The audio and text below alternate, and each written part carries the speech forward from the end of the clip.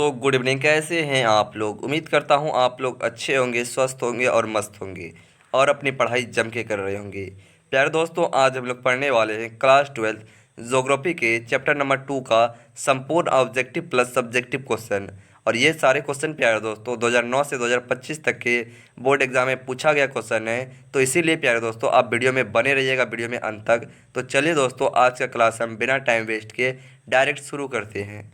तो देखिए दोस्तों, क्वेश्चन नंबर 1 क्या बोल रहा है कि विश्व की जनसंख्या किस भाग में सर्वाधिक केंद्रित है। और ये क्वेश्चन दोस्तों 2009 और 2017 में ये क्वेश्चन पूछा था कि विश्व की जनसंख्या किस भाग में सर्वाधिक केंद्रित है। तो ये दोस्तों एशिया में सर्वाधिक केंद्रित है। कहाँ पे? एशिया में। और ये क्वेश्चन दोस्तों 2009 और 2017 का ये क्वेश्चन पूछा गया क्वेश्चन है, इसीलिए आप इसको याद रखिएगा। तो क्वेश्चन नंबर 1 का ऑप्शन नंबर सी जो है इसका राइट आंसर हो जाएगा। आगे देखिए दोस्तों, क्वेश्चन नंबर 2 क्या बोल रहा है कि विश्व में जनसंख्या घनत्व का निर्धारण किस आधार पर किया जाता है। तो दोस्तों विश्व में जनसंख्या घनत्व का निर्धारण किस आधार पर किया जाता है। तो ये किया जाता है प्यारे दोस्तों जनसंख्या प्रति वर्ग किलोमीटर के आधार पर किया जाता है। किस पर? जनसंख्या प्रति वर्ग किलोमीटर के आधार पर किया जाता है। और ये क्वेश्चन दोस्तों 2011 और 2018 में ये क्वेश्चन पूछा गया क्वेश्चन है। तो क्वेश्चन नंबर 2 का दोस्तों ऑप्शन नंबर सी इसका राइट आंसर हो जाएगा। जनसंख्या प्रति वर्ग किलोमीटर के आधार पर किया जाता है। देखिए दोस्तों, क्वेश्चन नंबर 3 क्या बोल रहा है कि किस देश की जनसंख्या विश्व में सर्वाधिक है। तो दोस्तों किस देश की जनसंख्या विश्व में सर्वाधिक है? तो ये भारत का है। किसका है? भारत का जो है विश्व में जनसंख्या सर्वाधिक है। तो क्वेश्चन नंबर 3 का ऑप्शन नंबर ए जो है इसका राइट आंसर हो जाएगा भारत। आगे देखिए दोस्तों, क्वेश्चन नंबर 4 क्या बोल रहा है कि भारत की जनसंख्या विश्व की कुल जनसंख्या का लगभग कितना प्रतिशत है। तो दोस्तों भारत की जनसंख्या विश्व की कुल जनसंख्या का लगभग कितना प्रतिशत है। तो ये 18% है दोस्तों। कितना? 18%। ऑप्शन नंबर बी जो है इसका राइट आंसर हो जाएगा 18%। आगे देखिए दोस्तों, क्वेश्चन नंबर 5 क्या बोल रहा है कि जनसंख्या वितरण असमान क्यों है। तो दोस्तों जनसंख्या वितरण असमान क्यों है? भौतिक कारणों से, सामाजिक कारणों से भी है और आर्थिक कारणों से भी है। तो इसका राइट आंसर हो जाएगा ऑप्शन नंबर डी, उपरोक्त सभी। और ये क्वेश्चन दोस्तों 2015 और 2023 में ये क्वेश्चन पूछा गया क्वेश्चन है, इसीलिए आप इसको याद रखिएगा। देखिए दोस्तों, क्वेश्चन नंबर 6 क्या बोल रहा है कि जनसंख्या वृद्धि का सबसे मुख्य कारण क्या है। तो दोस्तों जनसंख्या वृद्धि का सबसे मुख्य कारण है मृत्यु दर में कमी है। क्या है? मृत्यु दर में कमी है जनसंख्या वृद्धि का सबसे मुख्य कारण। और ये क्वेश्चन दोस्तों 2016 और 2024 में पूछा गया क्वेश्चन है कि जनसंख्या वृद्धि का सबसे प्रमुख कारण क्या है? मृत्यु दर में कमी। तो क्वेश्चन नंबर 6 का जो है ऑप्शन नंबर 20 का राइट आंसर हो जाएगा मृत्यु दर में कमी। आगे देखिए दोस्तों, क्वेश्चन नंबर 7 क्या बोल रहा है कि किस महाद्वीप का जनसंख्या घनत्व सबसे अधिक है। तो दोस्तों किस महाद्वीप का जनसंख्या घनत्व सबसे अधिक है।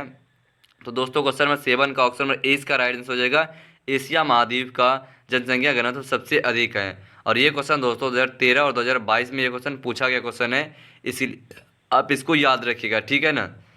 देखिए दोस्तों, क्वेश्चन नंबर 8 क्या बोल रहा है कि किस देश में जनसंख्या घनत्व न्यूनतम है।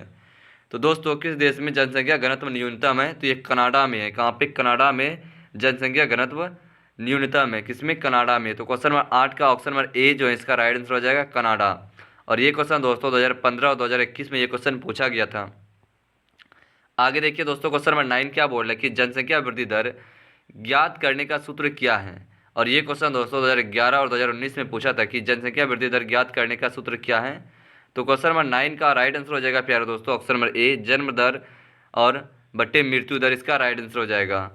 जन्म दर माइनस मृत्यु दर इसका राइट आंसर हो जाएगा ऑप्शन नंबर ए इसका राइट आंसर हो जाएगा दोस्तों। आगे देखिए दोस्तों, क्वेश्चन नंबर 10 क्या बोल रहा है कि 1990 से 1950 के बीच विश्व की जनसंख्या में कैसी वृद्धि हुई। तो दोस्तों 1990 से 1900 से 1950 के बीच 1900 से 1950 के बीच विश्व की जनसंख्या में कैसी वृद्धि हुई। तो कैसे वृद्धि हुई थी प्यारे दोस्तों। तो क्वेश्चन नंबर 10 का जो है इसका राइट आंसर हो जाएगा ऑप्शन बी, तीव्र वृद्धि हुई थी 1900 से 1950 के बीच विश्व की जनसंख्या में तीव्र वृद्धि हुई थी। और ये क्वेश्चन दोस्तों 2013 से 18 तक के बोर्ड एग्जाम में पूछा गया क्वेश्चन है, इसीलिए आप इसको याद रखिएगा। देखिए दोस्तों, क्वेश्चन नंबर 11 क्या बोल रहा है कि भारत की जनसंख्या विश्व में किस स्थान पर है। तो दोस्तों भारत की जनसंख्या विश्व में किस स्थान पर है। तो ये है प्यारे दोस्तों प्रथम स्थान पर है। किस स्थान पे? प्रथम स्थान पे। और ये क्वेश्चन दोस्तों 2009 और 2023 में ये क्वेश्चन पूछा था। आगे देखिए दोस्तों, क्वेश्चन नंबर 12 क्या बोल रहा है कि विश्व की जनसंख्या का सबसे बड़ा भाग कहाँ बसता है। तो दोस्तों विश्व की जनसंख्या का सबसे बड़ा भाग कहाँ बसता है? तो ये बसता है दोस्तों उत्तरी गोलार्ध में बसता है। कहाँ पे? उत्तरी गोलार्ध में। ऑप्शन नंबर बी जो है इसका राइट आंसर हो जाएगा उत्तरी गोलार्ध। और ये क्वेश्चन दोस्तों 2009 और 2023 में ये क्वेश्चन पूछा गया क्वेश्चन है, इसीलिए आप इसको भी याद रखिएगा। देखिए दोस्तों क्वेश्चन नंबर 13 क्या बोल रहा है कि जनसंख्या घनत्व का अर्थ है। तो दोस्तों जनसंख्या घनत्व का अर्थ क्या है? क्वेश्चन नंबर 13 का राइट आंसर हो जाएगा प्यारे दोस्तों, क्वेश्चन नंबर 13 का ऑप्शन नंबर ए जो इसका राइट आंसर हो जाएगा कुल जनसंख्या बट्टे कुल क्षेत्रफल, इसका राइट आंसर हो जाएगा। और ये क्वेश्चन दोस्तों 2014 और 2021 में ये क्वेश्चन पूछा गया क्वेश्चन है, इसीलिए आप इसको भी याद रखिएगा। तो क्वेश्चन नंबर 13 का ऑप्शन नंबर ए जो है इसका राइट आंसर हो जाएगा। देखिए दोस्तों क्वेश्चन नंबर 14 क्या बोल रहा है कि ग्रोथ ऑफ पॉपुलेशन का अर्थ क्या है। तो दोस्तों ग्रोथ ऑफ पॉपुलेशन का अर्थ क्या है? तो क्वेश्चन नंबर 14 का राइट आंसर हो जाएगा प्यारे दोस्तों ऑप्शन नंबर ए, जन्म दर और मृत्यु दर का अंतर हो जाएगा। क्या हो जाएगा? जन्म और मृत्यु दर का अंतर। ये भी क्वेश्चन दोस्तों 2010 और 2019 का पूछा गया क्वेश्चन है, इसीलिए आप इसको याद रखिएगा। तो दोस्तों क्वेश्चन नंबर 14 का जो है ऑप्शन नंबर ए इसका राइट आंसर हो जाएगा जन्म दर और मृत्यु दर का अंतर। आगे देखिए दोस्तों क्वेश्चन नंबर 15 क्या बोल रहे हैं कि जनसंख्या वृद्धि दर के प्रकार कितने होते हैं। तो दोस्तों जनसंख्या वृद्धि दर के प्रकार कितने होते हैं? तो ये होते हैं 3 प्रकार के होते हैं जनसंख्या वृद्धि दर। कितने प्रकार के? 3 प्रकार के। आगे देखिए दोस्तों क्वेश्चन नंबर 16 क्या बोल रहा है कि जनसंख्या घनत्व अधिक होने का मुख्य कारण क्या है। तो दोस्तों जनसंख्या घनत्व अधिक होने का मुख्य कारण क्या है? तो क्वेश्चन नंबर 16 का राइट आंसर हो जाएगा ऑप्शन नंबर ए, उपजाऊ भूमि। इसका राइट आंसर हो जाएगा उपजाऊ भूमि। जनसंख्या घनत्व अधिक होने का मुख्य कारण है उपजाऊ भूमि। आगे देखिए दोस्तों क्वेश्चन नंबर 17 क्या बोल रहा है कि बर्थ रेट को हिंदी में क्या कहते हैं। तो दोस्तों बर्थ रेट को हिंदी में क्या कहते हैं? तो क्वेश्चन नंबर 17 का राइट आंसर हो जाएगा ऑप्शन नंबर बी, जन्म दर कहते हैं। क्या कहते हैं? जन्म दर। बर्थ रेट को हिंदी में क्या कहते हैं? जन्म दर कहते हैं। आगे देखिए दोस्तों क्वेश्चन नंबर 18 क्या बोल रहा है कि जनसंख्या घनत्व का अध्ययन किस इकाई में किया जाता है। तो दोस्तों जनसंख्या घनत्व का अध्ययन किस इकाई में किया जाता है? तो क्वेश्चन नंबर 18 का राइट आंसर हो जाएगा ऑप्शन नंबर बी, प्रति वर्ग किलोमीटर की इकाई में किया जाता है। किसमें? प्रति वर्ग किलोमीटर की इकाई में। ऑप्शन नंबर बी जो है इसको दोस्तों इसका राइट आंसर हो जाएगा। और ये क्वेश्चन दोस्तों 2017 2021 में ये क्वेश्चन पूछा गया क्वेश्चन है, इसीलिए आप इसको याद रखिएगा।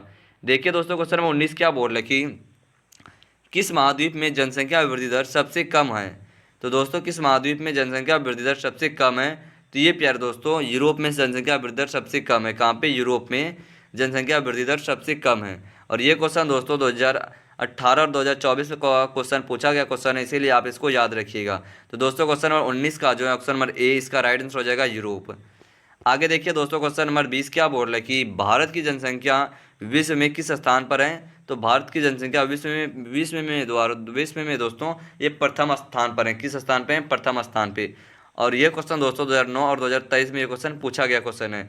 तो दोस्तों चैप्टर नंबर 2 का हमने कंप्लीट एमसीक्यू क्वेश्चन देख लिए हैं। अब देखते हैं प्यारे दोस्तों सब्जेक्टिव क्वेश्चन देखते हैं लॉन्ग टाइप का, जो कि आपके बोर्ड एग्जाम में पूछा गया क्वेश्चन है। देखिए क्या बोल रहा है क्वेश्चन नंबर 21 की आयु संरचना पर एक टिप्पणी लिखिए। और ये क्वेश्चन प्यारे दोस्तों जैक बोर्ड में 2014 और 2018 और 2024 में ये क्वेश्चन पूछा था कि आयु संरचना पर एक टिप्पणी लिखिए। आइए देखते हैं इसका आंसर क्या है।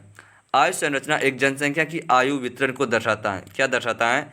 आयु संरचना एक जनसंख्या की आयु वितरण को दर्शाता है, जो विभिन्न आयु वर्गों में लोगों की संख्या को प्रदर्शित करती है। क्या करती है? जो विभिन्न आयु वर्गों में लोगों की संख्या को प्रदर्शित करती है।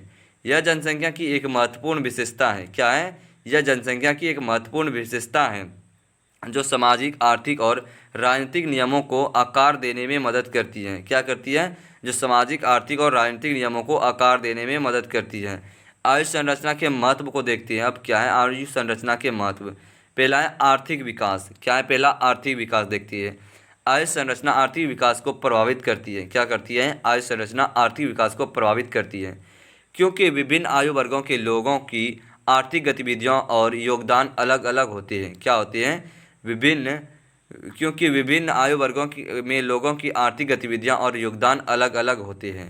तो ये था आर्थिक विकास। दूसरा है सामाजिक सेवा।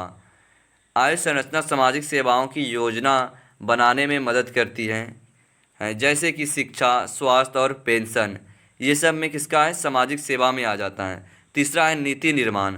आयु संरचना नीति निर्माण में महत्वपूर्ण भूमिका निभाती है, क्योंकि यह जनसंख्या की ज़रूरतों और चुनौतियों को समझने में मदद करती है। तो तीसरा भी हो गया देखिए दोस्तों, आयु संरचना के प्रकार अब देख लेते हैं कि आयु संरचना कितने प्रकार के होते हैं। युवा जनसंख्या, पहला है युवा जनसंख्या। अधिक युवा लोग वाली जनसंख्या को आर्थिक विकास के लिए फायदेमंद हो सकती है। क्या हो सकती है? अधिक युवा लोग वाली जनसंख्या जो आर्थिक विकास के लिए फायदेमंद हो सकती है। और वृद्ध जनसंख्या, अधिक वृद्ध लोग वाली जनसंख्या जो सामाजिक और आर्थिक चुनौतियों का सामना कर सकती है। तो ये है प्यारे दोस्तों क्वेश्चन नंबर 1 का राइट आंसर, जो कि क्वेश्चन था आयु संरचना पर एक टिप्पणी लिखिए। ये भी क्वेश्चन दोस्तों आपके बोर्ड एग्जाम में पूछने का बहुत ही ज़्यादा चांस है, इसीलिए आप इसको याद रखिएगा। देखिए दोस्तों, क्वेश्चन नंबर 2 क्या बोल रखी, लिंग अनुपात क्या है, इसके कौन कौन से कारक कारक प्रभावित करते हैं। तो इसे कौन कौन सा कारक प्रभावित करते हैं।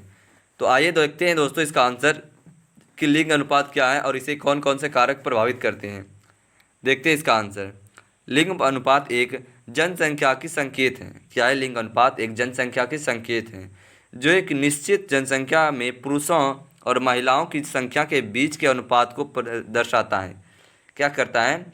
जो निश्चित जनसंख्या में पुरुषों और महिलाओं की संख्या की बीच के अनुपात को दर्शाता है। आमतौर पर लिंग अनुपात को प्रति 1000 पुरुषों पर महिलाओं की संख्या के रूप में व्यक्त किया गया है। क्या किया गया है? आमतौर पर लिंग अनुपात को प्रति 1000 पुरुषों पर महिलाओं की संख्या के रूप में व्यक्त किया गया है। लिंग अनुपात महिलाओं की संख्या बट्टे पुरुषों की संख्या गुने 1000, ये निकालने का सूत्र है। आगे देखिए, लिंग अनुपात कई कारकों क्या बोल रहा है कि लिंग अनुपात कई कारकों पर प्रभावित होते हैं, जिनमें से कुछ प्रमुख कारण हैं। लिंग अनुपात को प्रभावित करने वाले कारक देखते हैं। जन्म दर, लड़कों और लड़कियों की जन्म दर में अंतर लिंग अनुपात को प्रभावित कर सकता है। क्या कर सकता है? लड़कों और लड़कियों की जन्म दर में अंतर लिंग अनुपात को प्रभावित कर सकते हैं। शिशु मृत्यु दर, लड़कियों की शिशु मृत्यु दर अधिक होने से लिंग अनुपात प्रभावित हो सकते हैं। आगे देखिए क्या बोल रहा है।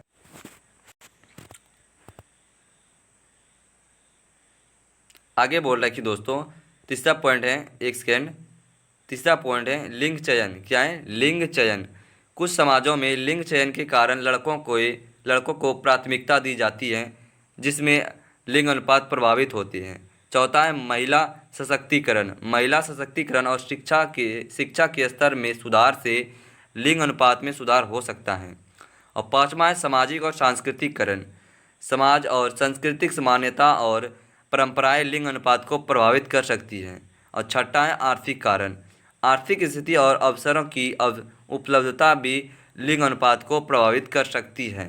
तो ये है प्यारे दोस्तों क्वेश्चन नंबर कितना था, 22 का राइट आंसर, जो कि बहुत ही ज़्यादा इंपॉर्टेंट क्वेश्चन है आपके बोर्ड एग्जाम की दृष्टि से, इसीलिए आप इसको याद रखिएगा। ठीक है ना दोस्तों।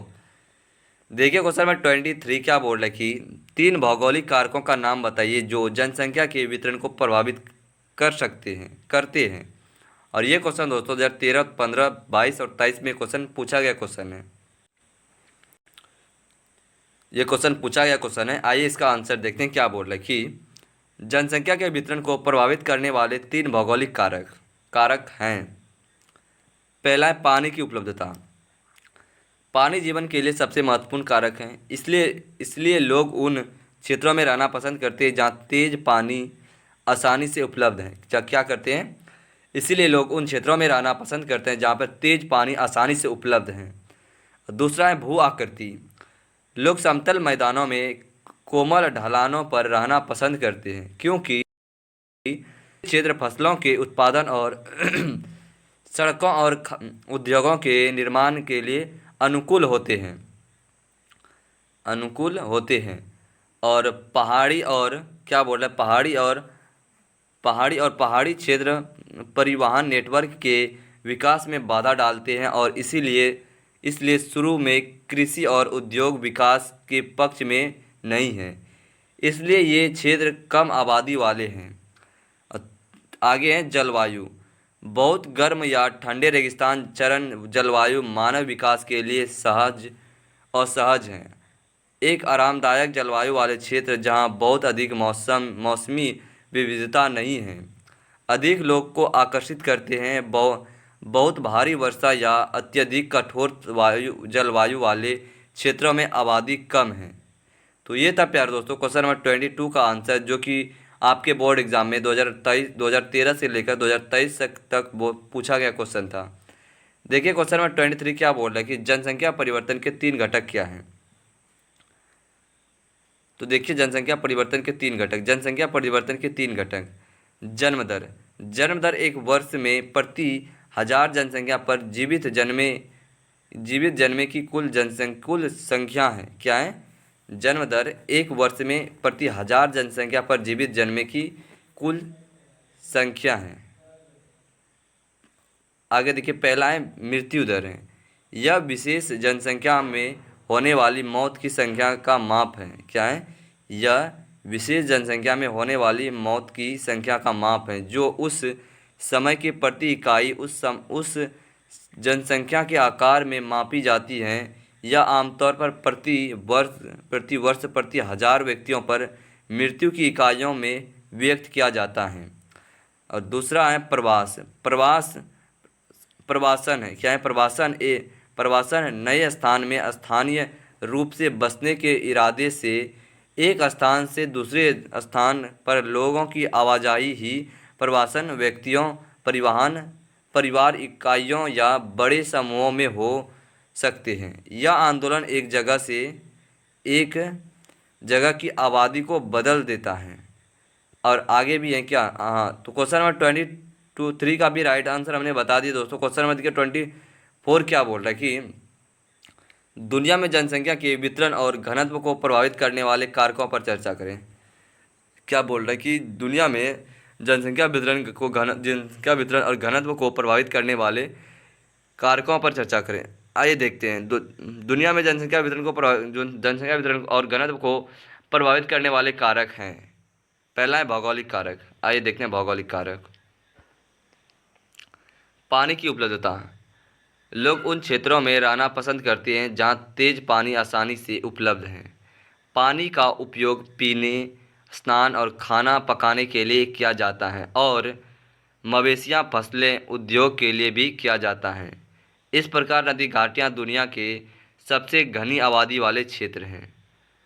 और दूसरा है भू आकृति। क्या है? भू आकृति, लोग सपाट मैदान और कोमल ढलान पर रहना पसंद करते हैं क्योंकि वे फसलों के उत्पादन और सड़कों और उद्योग के निर्माण के लिए अनुकूल हैं। पर्वतीय और पहाड़ी क्षेत्रों में कृषि उद्योग विकास के पक्ष में नहीं है, इसीलिए ये क्षेत्र कम आबादी वाले हैं।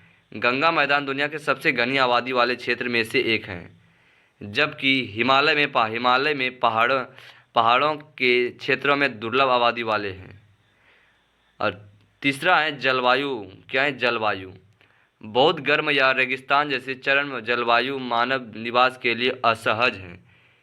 एक आरामदायक जलवायु वाले क्षेत्र जहां बहुत अधिक मौसम विविधता नहीं है, अधिक लोगों को आकर्षित करते हैं। भूमध्य सागरीय क्षेत्र अपनी सुखद जलवायु के कारण प्रारंभिक काल से आबाद थे। चौथा है मिट्टी। चौथा क्या है दोस्तों? मिट्टी, उपजाऊ मिट्टी कृषि और समृद्ध गतिविधियों के लिए महत्वपूर्ण है। इसीलिए जिन क्षेत्रों में उपजाऊ दोमट मिट्टी है उन पर रहने वाले अधिक लोग हैं, क्योंकि यह गहन कृषि का समर्थन करते हैं। तो ये था प्यारे दोस्तों क्वेश्चन नंबर 24 का राइट आंसर, जिसको हमने बता दिए हैं। तो दोस्तों चैप्टर नंबर 1 का वो सारे इंपॉर्टेंट क्वेश्चन कंप्लीट हो गया है, जो कि 2009 से 2025 तक के बोर्ड एग्जाम में पूछा गया था। तो दोस्तों अगर आपको ये वीडियो अच्छा लगा है तो अपने प्यारे प्यारे दोस्तों को शेयर ज़रूर करिएगा और एक प्यारा सा कमेंट्स ज़रूर करिएगा और इस चैनल को सब्सक्राइब ज़रूर करिएगा।